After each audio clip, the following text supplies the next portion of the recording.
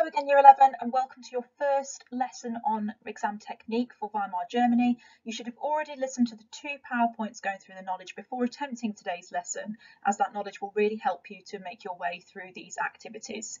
So let's get started. We're going to be focusing on interpretation questions in particular this lesson.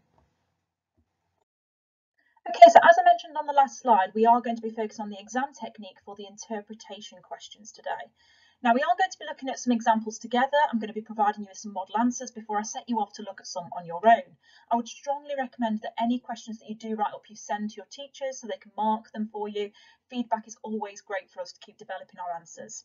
So before we start looking at these, let's just talk about the exam technique generally. Now, first of all, it's important that you know the interpretations questions span across questions 1, 2 and 3. And for these questions, you will be given 2 interpretations to look at, and they'll be expressing 2 different points of view about a particular topic. Obviously, for this lesson, that particular topic is going to be something about Weimar Germany. Now, for these 3 questions, technique is so important. I can't express that enough. These questions, you need to make sure that you are following the technique that I'm going to be talking you through today. If you fail to follow that technique, you will ultimately lose marks, and it's really, really important that you do remember that. So in terms of the questions individually, the way that we like to remember it is by suggesting the phrase, cats produce kittens. Now you can see that I've put that just here, cats produce kittens, and what that means is content provenance knowledge. Now, if you can remember cats produce kittens for questions 1, 2 and 3, what that will hopefully help you to remember is that question 1 is all about content. That means, what is the interpretation saying? You have to talk about how they are different based on what they say, nothing to do with where they come from. You don't want to hear any provenance in question 1. Question 2, however, is produce, is all about provenance. That means you've got to talk about where the interpretations are from, who created them, why might that affect their point of view. You've got to talk about when they are writing or why they are writing, because those things also affect their opinions. In terms of the third question, kittens, that's all about knowledge. This is the one that so many students can't seem to get right, because what we often do in this question is we pick out the points necessary from the question. Like, for example, you might pick 2 points from interpretation A, you may put 2 points from interpretation B, but what you need to do is you need to make sure that you're backing up each point with your own knowledge. Now, what that doesn't mean is saying this fits with what I know. You've got to say this fits with my own knowledge because I know that, and you've got to show off your knowledge to the examiner. Tell them what you do know. So it's really, really important, guys, that you follow this technique, that you don't get them confused, because if you do talk about provenance in question 1, you're not going to get any marks. It's really, really important that you stick to content in question 1, provenance in question 2, and knowledge for question 3. We're going to talk more about the structuring of these questions as we go through. So as I've just mentioned, question 1 is all about content. So that's our cats part of our phrase.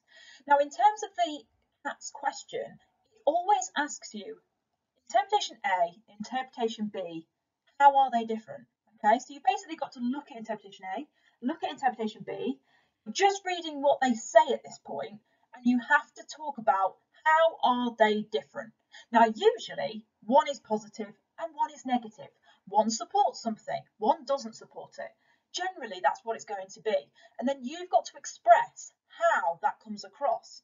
So, for example, in this structure that I've just demonstrated on the screen here, you can see the first thing you need to do is pick out the main points that interpretation A makes. So you might pick out, I would recommend 2 things. I talk about 2 different things that interpretation A states. Now let's say, for example, interpretation A is a positive one. So you would basically give 2 different reasons why interpretation A is positive about a certain thing. Let's say interpretation B that is negative.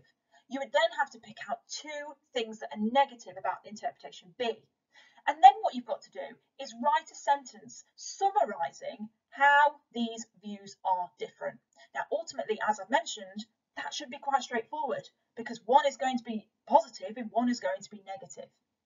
So essentially, guys, this is supposed to be a really straightforward question.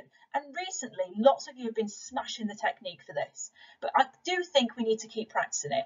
So what we're going to do is we're going to have a look at an example on the next few slides, which is going to talk us through the interpretations themselves, and we're going to basically look at some model answers for this question as well. So let's get started. Okay, so for this first example, the question that we're going to be looking at is how does interpretation B differ from interpretation A about the Stresemann era from 1924 to 1929? So remember, we're sticking with that same technique.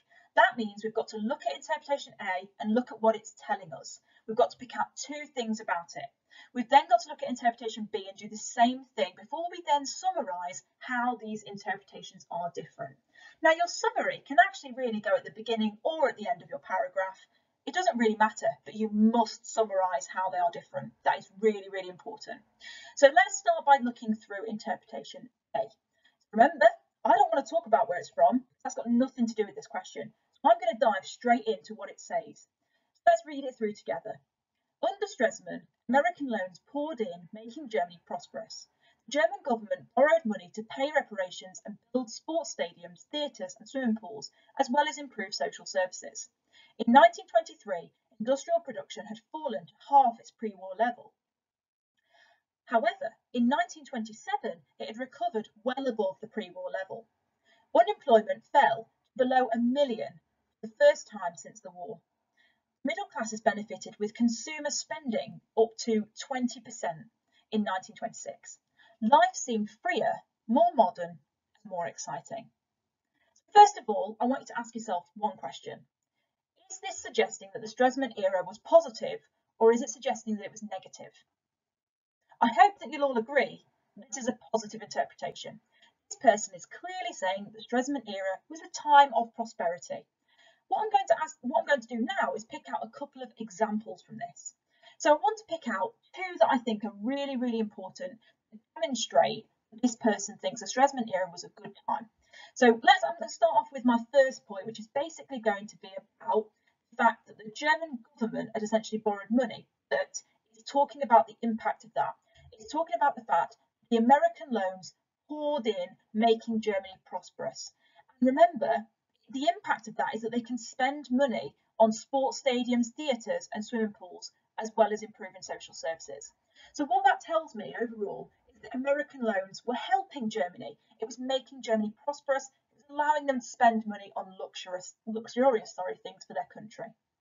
The other thing I think is positive is the fact that it talks about industrial production basically going above pre-war level by 1927. That is really important as well. So you definitely talk about the fact that actually massively helps the German economy.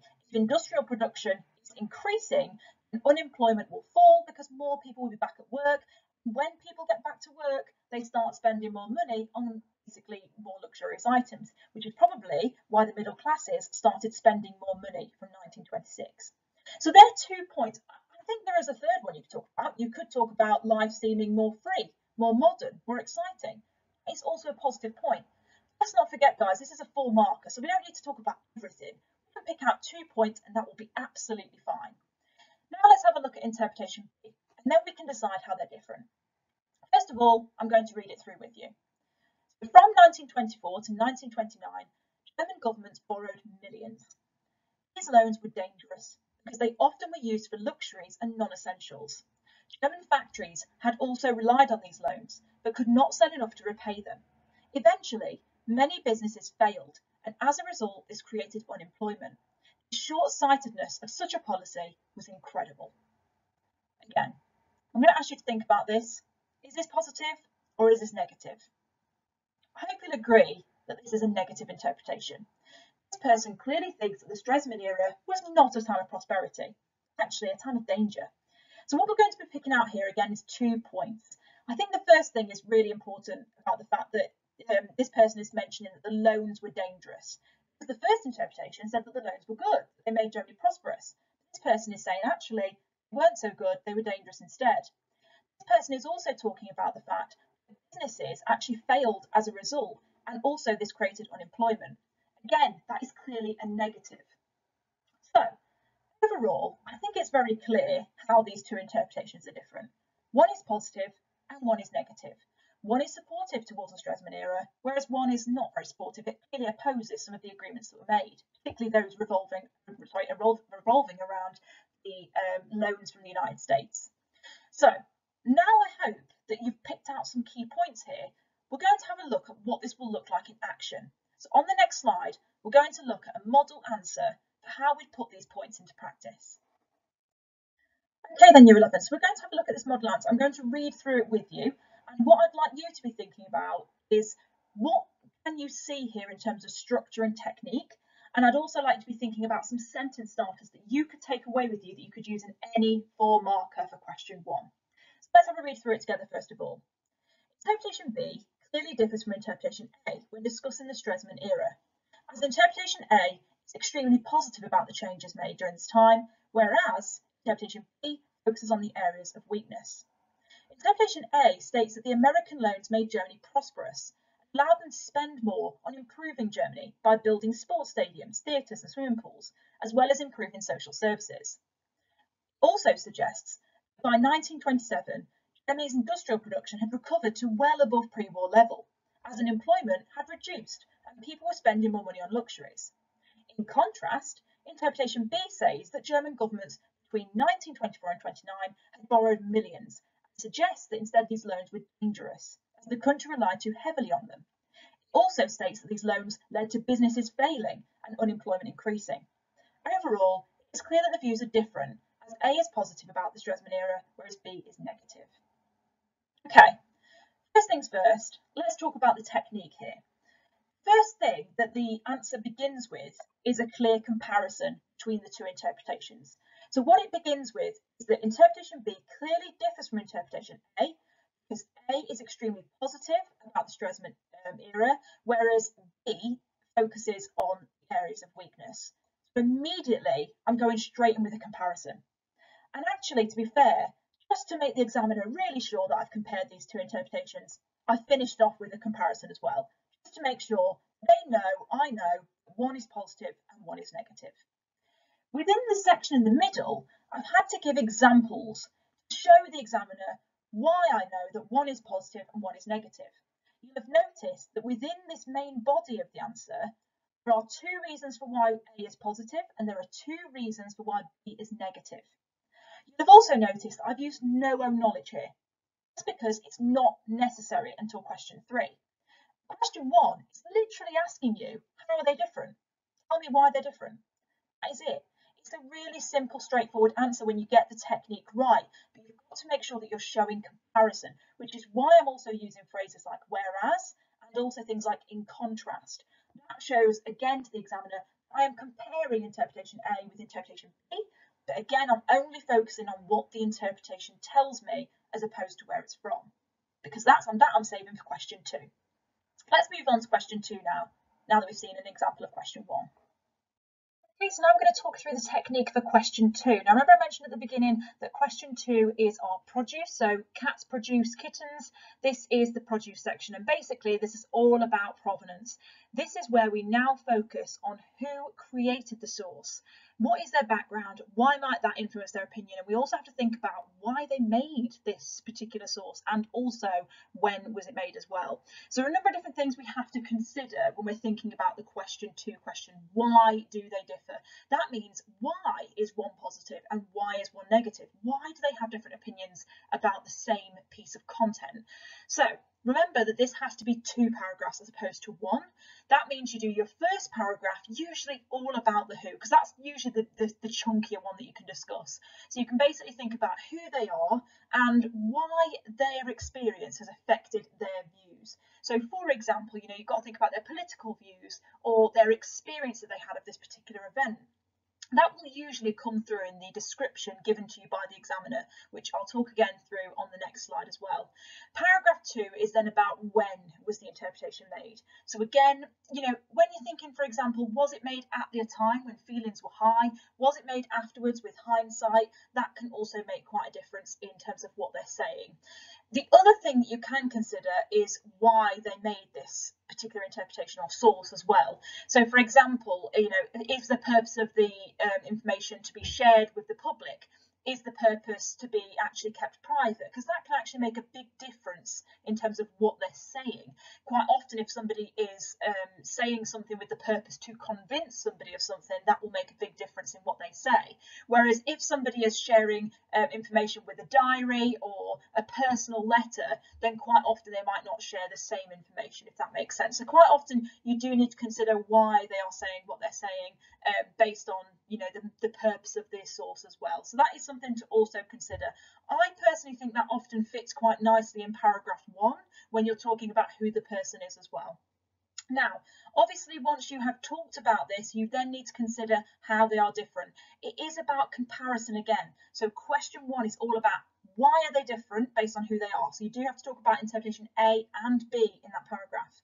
Paragraph 2 again is about comparison. So again, we're going to talk about A and B in paragraph 2 and think about when they were both made and why that makes a difference to the interpretation. Let's get started by looking at an example together. Okay, so what you can now see on the screen are the 2 extracts that we looked at earlier on. But earlier on we were looking at the content of the extracts, that means what they were saying. Now we're going to be looking at the bold section, which is basically telling us where the extract is from. So in terms of interpretation A, that one comes from William Shearer, who basically had written a book called The Rise and Fall of the Third Reich in 1960. Shearer was an American journalist who came to Europe for the first time in 1925. He reported from various German cities. In this extract from his internationally best-selling book, he describes the impact that the American investment had on Germany after the First World War. Okay, so a couple of things I want to pick out first of all. His name, so William Shearer, he is also an American journalist. That tells a bit about his background. He's writing in 1960, but what we also know is that his experience of the Stresemann era comes from 1925, because we know that he visited Europe for the first time in 1925. So that's when he was reporting about, obviously, the impact of the loans from the US on German cities. Now, of course, that's going to really affect the explanation that we're going to go on to talk about shortly. But the other thing is that, of course, he's describing the impact of the American investments as well. Being an American himself, that is going to perhaps change and alter the way he thinks about them. Perhaps in this report, he is, or in this book, I should say, sorry, he is trying to encourage people or convince people that the American loans were a good thing, a positive thing for Germany, because obviously that's going to put America in a better light. You've also got to consider the fact that he's writing with hindsight from 1960, so he should really understand the impact of the loans after 1929. But his experience of the Stresemann era comes from his visit to Germany in 1925. Well, actually, if you think about it, guys, in 1925, that's kind of during the Stresemann era, things were looking pretty good in Germany at that point. This is after the Dawes Plan has been obviously agreed, and so the Germans at this point are using their loans to actually support Germany and to rebuild Germany after the First World War, and particularly, spending on luxury items, which he does describe in his extract as well, where he talks about sports stadiums, theatres, swimming pools, and so on. So actually, what you could say is that his experience, of course, was a positive one, because he visited Germany at a time when things were looking prosperous.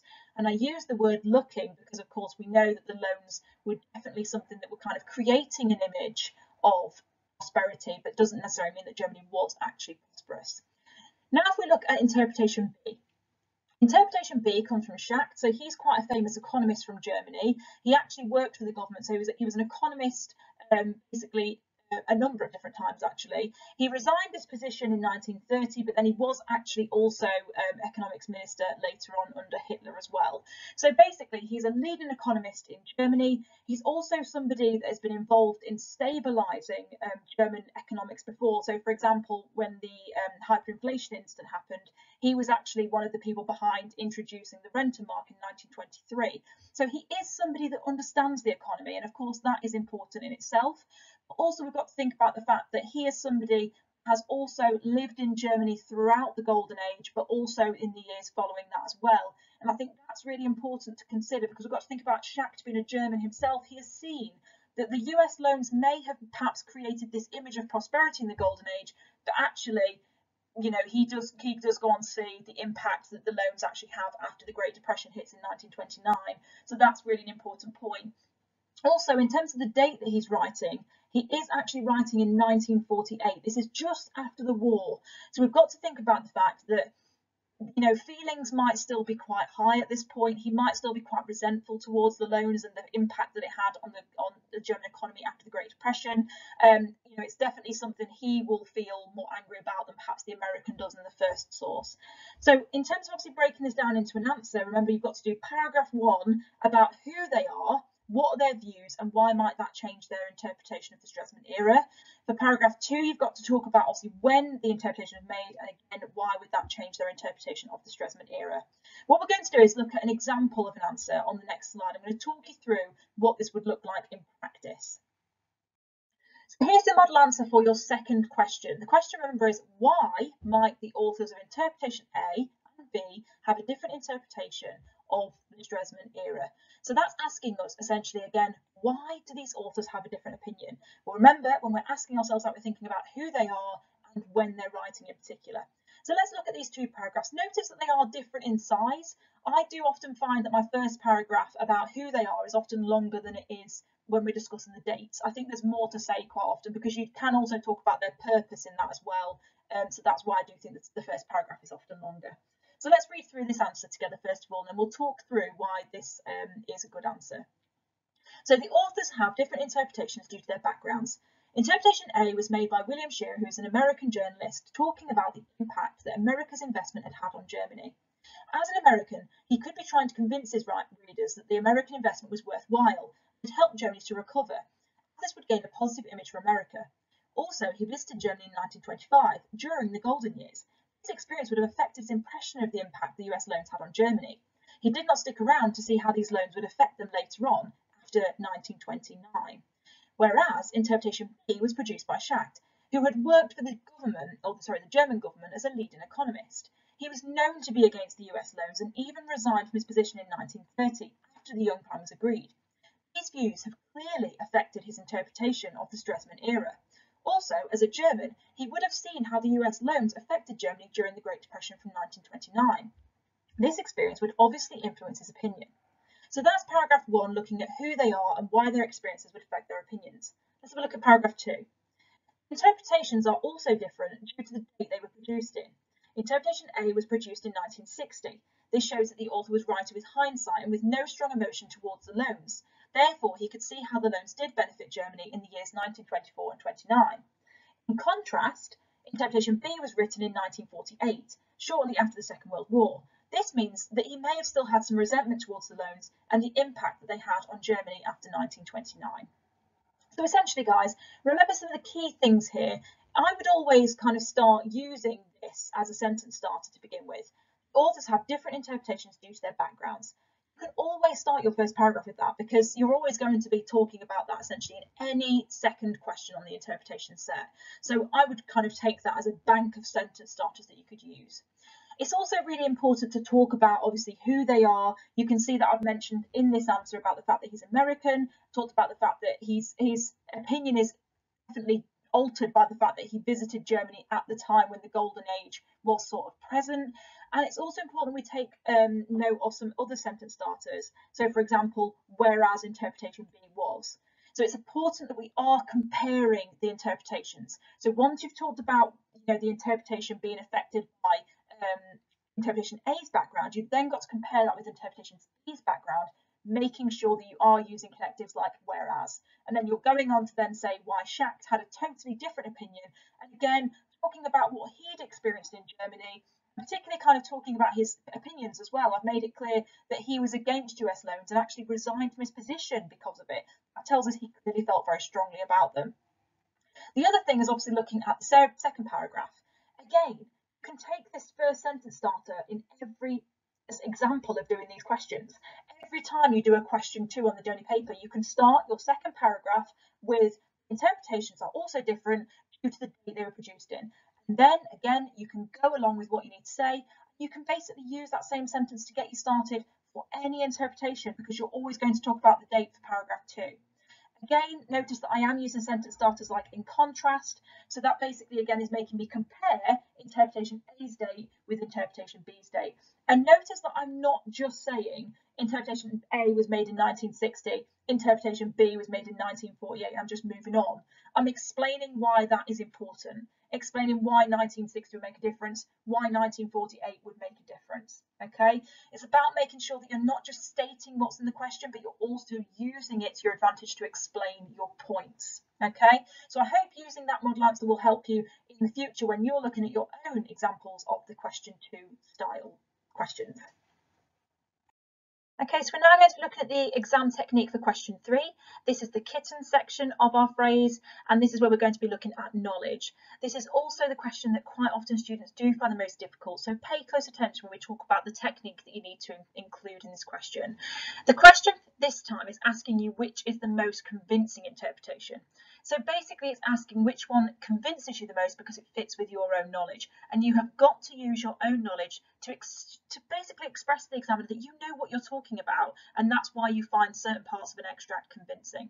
So in terms of the structure then, you need to make sure that you've obviously got 3 paragraphs for this question. Paragraph 1 is all about interpretation A. So basically you need to look at interpretation again, and basically you've got to pick out 2 points really, maybe 3 if you've got time, but 2 would be fine. You've got to pick out 2 points from the extract. Once you've picked out the 2 points, you then have to actually give some really specific knowledge to support your points. So again, I'm going to talk to you a bit more about that in a second. I'll also show you a model answer for this one as well. But paragraph 2 is then about interpretation B. So again, you've got to talk about why interpretation B fits with what you know. So pick out 2 points from interpretation B and back them up with some own knowledge again, giving some really specific details to support the interpretation. Paragraph 3 is your opinion. You've got to suggest which of these extracts you find the most convincing, which one fits best with what you know about that particular event, which in this case we're looking at the Stresemann era. So you've got to decide which of those interpretations fits best with what you know about the Stresemann era itself. Okay, which one do you think is the most accurate representation of it? Let's move on to look at the extracts again so we can talk about some of the things that we can pick out. Okay, so let's pick out some points then for this question 3 example. Now, again, for question 3, we are only picking out points from the content, guys. We do not need to use provenance whatsoever for this question. You are picking out points and you are comparing it with your own knowledge. You do not need to talk about provenance in this question at all. Okay, so basically, we're going to start looking at interpretation A. We're going to pick out 2 points that we think we could support with some own knowledge, and we're going to talk about what knowledge we're going to include. It's really important that you pick out points that you think you can back up with some own knowledge. So let me give you some examples. So I would personally pick out the point about Germany being more prosperous. I would also talk about the fact that from 1927, the industrial production is basically recovering and is now well above pre-war level. Now for that one, my knowledge that I would use to support that is basically the understanding that I have that the economy was actually growing at this time by 4% a year. So what I could kind of say is that actually that does perhaps suggest that Germany was more prosperous at this stage, and also industrial production is what's going to contribute to the growth of the economy. So if the economy is growing by 4% a year, that is clearly evidence to suggest that there was some growth at this stage and that Germany was doing quite well. I'd also use my knowledge about hyperinflation, the fact that that had ended, and the government generally was just spending more money on improving Germany. So for example, you know, the Dawes Plan was actually used in some ways to build things like new homes, you know, invest in Germany. So basically, when we're talking about the 3 million new homes, that was part of a welfare reform, but that was only possible because of the loans and I suppose the fact that Germany had a little bit more money at this time. So in that sense, I would argue that yes, you can support those points with that knowledge. Another point that I'd pick out that I think I could support is the fact that life seemed freer, more modern and more exciting. Now, you should know, guys, from our knowledge PowerPoints, actually that is very true. At this time, during the Weimar Republic, particularly during these years under Stresemann, we know that there was definitely a huge growth in culture. We know that actually culture was flourishing, particularly between 1924 and 29, and we also know that Berlin at this time was the cultural capital of the world. In fact, German cinema was actually bigger in Europe than it was even in places like Hollywood. So we've got to think about the fact that that clearly shows that this was a time where life seemed modern, it was exciting, but also it seemed freer, because you've got to think about the changes for women, for example, at this time. We know that women had changes in fashion, you know, they were wearing their hair short, they were wearing short dresses, but also we know that women gained voting rights as well from 1920. So ultimately, yes, things did seem freer for women at this time. So they're basically the 2 points I'd pick out, and make sure that obviously you use that knowledge to back up those points. Now, if we have a look at interpretation B, now again, I've got to pick out 2 points. So the 2 points I'm going to pick out this time, I'm going to start by picking out the point where it talks about the loans being quite dangerous. Now, the reason for that is because we know, obviously, from our own knowledge, don't we, that Stresemann did actually, obviously, agree to the Dawes Plan. The Dawes Plan agreed that 800 million marks was going to be loaned from America. We know that also this meant that Germany was too reliant on foreign loans, and actually even Stresemann himself, guys, said that Germany was dancing on the edge of a volcano. That clearly suggests that he thought they were in some sort of danger. Another point that I would pick out from this is about the fact that businesses eventually failed, and as a result it created unemployment. You know, this is a clear bit of evidence, isn't it, guys? We could talk about the fact that we know that that is true. 50,000 businesses collapsed after the Great Depression, and also by 1932, 6 million people were unemployed. So what that tells us that actually, yes, again, that does fit with what we know about the impact of what was agreed in the Stresemann era. And now, of course, we would then have to think about our conclusion. Which one of these do you think fits best with what you understand about the Stresemann era and the things that were agreed at that time? Now, for me, I would also make sure that you're aware that both of these are convincing. You know, interpretation A, like we've just been able to back that up, because it is true. In lots of ways, Germany was more prosperous. Yes, it was recovering its industrial production. Yes, it did seem freer, more modern, more exciting. But equally, interpretation B is also very, very convincing. You know, we know again that the loans were dangerous. We know that the loans eventually, when the Great Depression hit, did lead to Germany being in a greater sense of despair. We know that businesses did collapse. We know that unemployment was a huge issue. So both of these are accurate representations of the Stresemann era and what came out of it. So you've got to basically decide which one you are more convinced by. I'm going to go through a model answer on the next slide, and I'll talk to you about my conclusion. You can disagree with it, but that's going to be my conclusion. Okay, so let's have a look at this model answer together. Again, our question is, which interpretation do you find more convincing? We've got to talk about interpretation A in paragraph 1, interpretation B in paragraph 2, and then we do our conclusion in paragraph 3. Let's read through this together, and then we'll talk about some of the things that I think are important in this type of answer. So, interpretation A is a convincing account of the Stresemann era because it shows that the American loans made Germany more prosperous and helped industrial production to recover to levels well above the pre-war level. This is convincing because from my own knowledge, I know that improvement to industrial production contributed to the growth in the German economy during the golden years. The economy was growing at 4% a year. Also, Germany did appear to be more prosperous as hyperinflation had ended and the government was investing money from the Dawes Plan to improve the country. For example, 3 million new homes were built as part of a welfare reform. Interpretation A is also convincing because it states that life seemed freer, more modern, more exciting. This is convincing as from my own knowledge, I know that German culture flourished between 1924 and 1929. Berlin was even seen as the cultural capital of the world, and German cinema was the biggest in Europe and was actually more important than Hollywood. Germany certainly seemed freer for women too, as there were changes to women's fashion and voting rights. Interpretation B is convincing as it states that the German governments between 1924 and 1929 borrowed millions, and it suggests that these loans were dangerous. This is convincing as from my own knowledge, I know that the Dawes Plan in 1924 agreed to give Germany a loan of 800 million marks. Although this made Germany appear prosperous, they were too reliant on foreign loans. Stresemann himself even described the situation as dancing on the edge of a volcano, which suggests that he understood that the loans could be dangerous. Interpretation B is also convincing as it discussed the impact of the US loans, highlighting that they later caused unemployment and business failure. I know this to be true as 50,000 businesses in Germany collapsed after the Great Depression in 1929 and 6 million Germans were unemployed by 1932. The Great Depression hit Germany especially hard as they had to pay back the loans to America, who at this point were struggling financially. In conclusion, both interpretations are convincing. Interpretation A has merit as there were some benefits and improvements during the Stresemann era. However, I would argue that interpretation B is more convincing as it demonstrates an understanding of the deceptive stability that existed between 1924 and 1929 as a result of US loans. These loans created an image of prosperity, but in reality, any disruption to world trade was bound to have damaging effects on the German economy, as the Great Depression did. So that's my answer overall, guys. Now, the first thing I want to really point out is the sentence starters I want you to take away with you. Every time you are writing the 8-marker more convincing question, you need to make sure you're using these sentence starters. Start off by saying interpretation A is convincing because. Give an example. You can quote or you can paraphrase, as I've done at times. You also need to then use the sentence starter. This is convincing because from my own knowledge, I know that. That will encourage you to then use your own knowledge. What you can't do is go, from my own knowledge, I know it's true. Now, you've got to actually give some own knowledge to demonstrate that you know it's true. You then can go on and talk about your second point, because remember, as I mentioned, 2 points per paragraph is really quite important.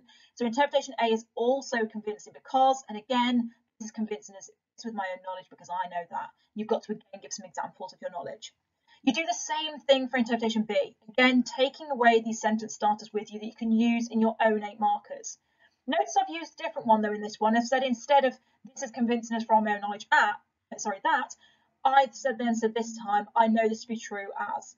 You can use different sentence starters, but ultimately you need to make sure that you are including your knowledge and obviously, using statistics, dates, specific bits of information that basically show that you've got some knowledge about this stuff. Now, as I mentioned again earlier on, guys, you might not agree with my opinion. You might decide that interpretation A is more convincing to you. I think I've got a pretty good strong argument here about the fact that interpretation B is more convincing because although interpretation A it's a good argument, there were some strong benefits during the Strasman era. I think the cultural developments were really strong. However, a lot of the strengths and the benefits that he talks about in interpretation A were actually based on a deceptive stability. And actually, we know that the loans were quite dangerous. And with hindsight, we reflect back on those loans and we think, actually, they placed Germany in a great deal of difficulty from 1929. And actually, it didn't just mean the Great Depression would do that. Any massive disruption to world trade would have potentially caused that to happen to Germany.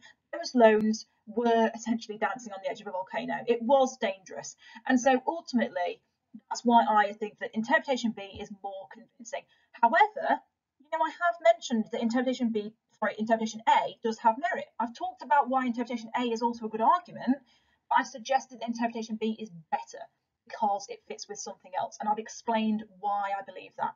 Okay, so essentially, guys, it's 3 paragraphs. Take those sentence starters away with you, because when I ask you to have a go at your own questions, you'll want to try perhaps use this as a basis, as a structure for answering your own 8 markers. Okay. Okay, Evan, so now it's your turn. I've talked you through the structure for each question. I've given you some model answers that you can use to work on as well, which also provide you with some sentence starters.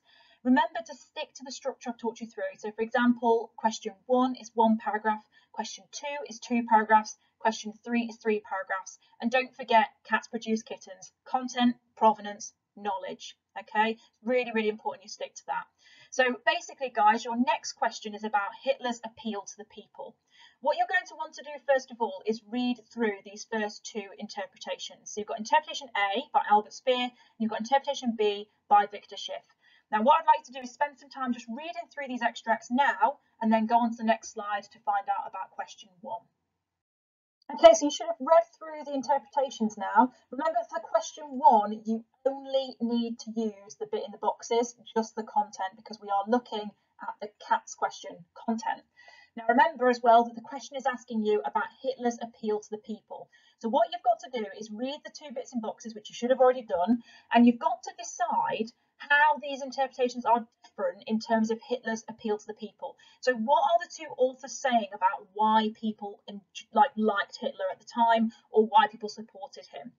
Again, the interpretations are very different. This time they're not positive or negative, but there are clear differences in their opinions. So you've got to express what is the opinion in interpretation A, what is the opinion in interpretation B, and you've got to give 2 points from each one explaining really how you know that. So for example, pick out the point for interpretation A, what is the overall argument about why Hitler appealed to the people, and then give 2 kind of quotes or examples from the text to support that view. Once you've done that, move on to the next slide and then look at question 2. Okay, so you're now looking at question 2, which is the produce in the cats produce kittens saying. This one is basically about provenance. So remember, we're looking at who the people are. So for this one, again, we're still looking at why these people might have different opinions about Hitler's appeal to the people. So for this one, you are just looking at the provenance, that is where it comes from. Don't forget that you're looking out for information about who they are, what's their background, and when are they writing. This answer should be done as 2 paragraphs, 1 paragraph about who each one was and why they're different based on their backgrounds, and then the second paragraph is about when they're speaking and why that makes a difference to their opinion. Don't forget to go back to the model answer for some sentence starters and a bit of tips if you do feel like you need it for this question. But I'd like to now pause this video and have a go at planning the answers to question 2. Okay guys, so we're now looking at question 3, which is our kittens question. That means it's all about knowledge. So now we're thinking about which interpretation is the most convincing when looking at Hitler's appeal to the people. So for this one, again, you drop the provenance. You are only looking at content for this question. You need to pick out 2 points from interpretation A, back them up with some own knowledge. You need to pick out 2 points from interpretation B, back them up with some own knowledge, and then you need to do a conclusion about which one you think is the most convincing. Again, I'd like you to read through the interpretations carefully, pick out points that you think you can support with your own knowledge, use your notes from the knowledge lessons to help you with this, and just give it your best shot, guys. If you're going to have a go at writing up these answers, you might have a go at writing up all 3. You might have a go at writing 2 of them up, for example, if you don't have as much time. But please, please, please, can you send in your answers to your teachers and get some feedback? It's so important that you do that. And also your teachers will then send you some model answers that you can compare your answers with, and that will only help you as well. So please do send in anything that you write out in full to your teachers, and then they will give you some good feedback as well. Pause this video now so that you can have a go at question 3. Well done for getting to the end of this lesson, Year 11. I know it's a lot of hard work looking at interpretations. So basically, what I'd now like to do is make sure that any answers that you've written up in full, can you please send to your teachers? Remember that overall, this is not a lot of work. In total, it should only take you 20 minutes to write up all 3. So even if you haven't done them yet, I would still recommend doing them as something for homework and sending them to your teacher for some feedback. Feedback is so important for our progress and to keep getting better at these questions. Also, as I mentioned, your teachers will send some model answers as well. Also, can you make sure that you are still preparing for the short answer test that will be tested in lesson 1 next week?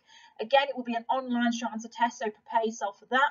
And obviously, if you'd like to make any other revision materials, make sure that you do continue to make those. They will only help you as we continue to move through this topic. And obviously, particularly if you're feeling a bit uncomfortable with this topic at the moment, you don't feel like you're really confident on Weimar Germany, then you should basically do a bit more revision. Make sure that you do feel more confident after that. Thank you so much for listening, Year 11, and take care.